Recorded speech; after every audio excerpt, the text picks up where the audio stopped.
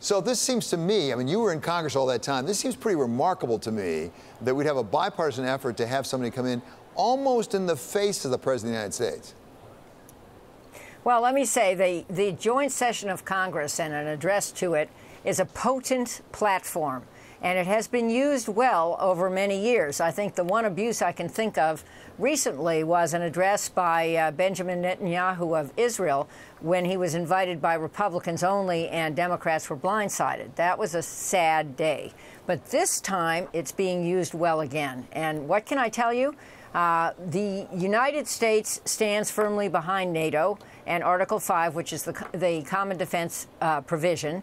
And certainly I heard the vice president say that recently.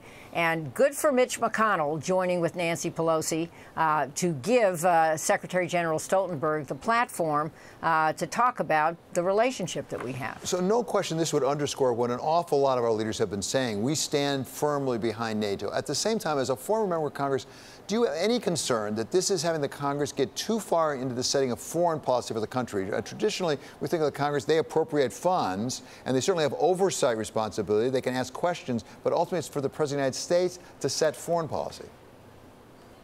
Well, yes and no. Congress has the obligation to declare war. Congress usually authorizes the use of military force, which hasn't been done since 2002.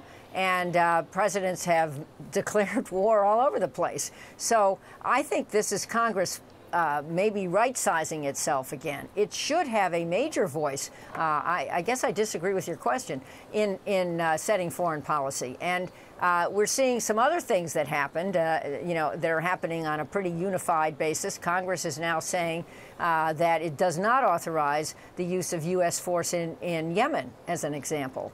That's a war where we're participating, which most people don't understand, and which has had calamitous effects on the civilian population and probably caused it's not that we started it. The Saudis and the Iranians have been fighting over this, but it is that we are helping the Saudis and taking that side in the fight. So cholera epidemic, rampant drought and starvation is something that Congress ought to worry about, and they're trying to block this action. So I applaud Congress.